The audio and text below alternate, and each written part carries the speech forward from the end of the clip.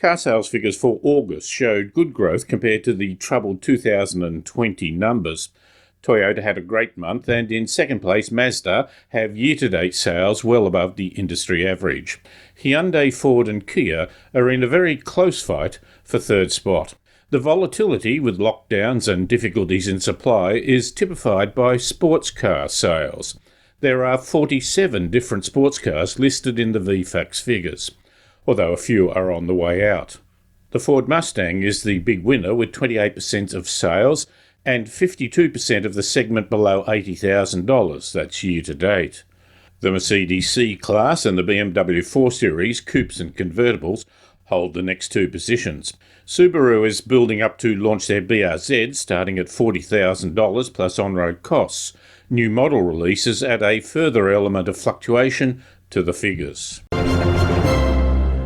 Victoria's Motoring Club, the RACV, have published their annual Vehicle Operating Cost Survey based on vehicles travelling 15,000 kilometres a year. The cheapest car they analysed was the MG3 Core, which costs about $630 a month. The most expensive was the Nissan Patrol V8 at over $2,300 a month.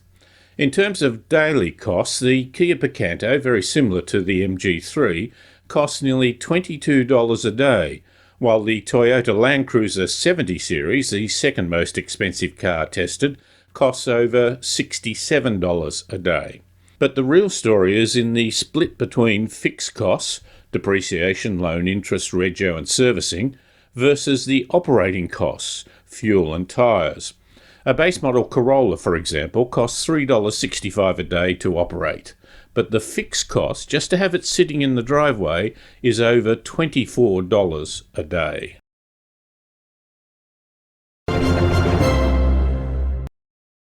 A number of major companies have continued to research and develop powering electric vehicles by a hydrogen fuel cell.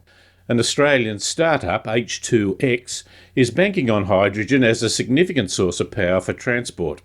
The Warrego Ute is their first vehicle, with a view to having a fleet including more light cars through to agricultural vehicles.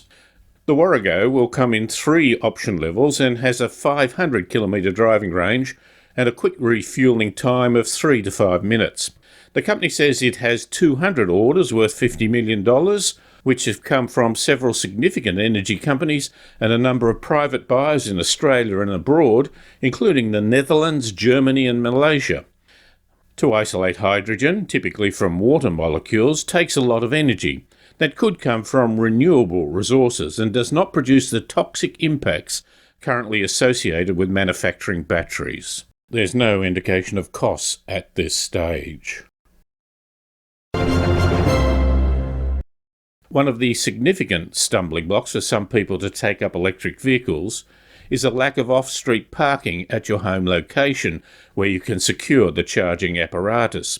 Now, a Melbourne company, Curbcharge, have a patent pending on an individualised curbside EV charging outlet that is supplied from your home's electricity supply. According to a report in the Driven newsletter, a dedicated charging cable runs under the footpath in a conduit from a pop-up charging outlet back to the house where the electric vehicle supply equipment sits. The lead inside the Curbcharge is only electrically live when the car is charging, and the Curbcharge box is also designed to be flood-proof. Port Phillip Council in Inner Melbourne is said to have approved trials of the unit. Curbcharge is only for personal use by the residents of the house.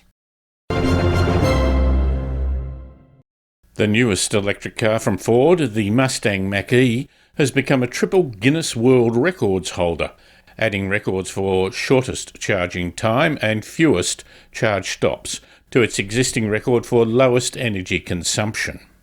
Despite using the Mustang nameplate, this is not an electric version of the world-renowned two-door sports car. The Mustang Mach-E is a 5-door crossover SUV. It first appeared in November 2019 and went onto the market in the US in December 2020. The car won the North American SUV of the Year award. The record-breaking journey was from the northernmost point of Scotland to the southern tip of England. The trip of over 1,300 kilometres required 2 main charging stops. While the results were 30% better than its official range, Ford is striving to break the image that the public thinks a typical electric car has a range of about 240 kilometres. And that has been the news.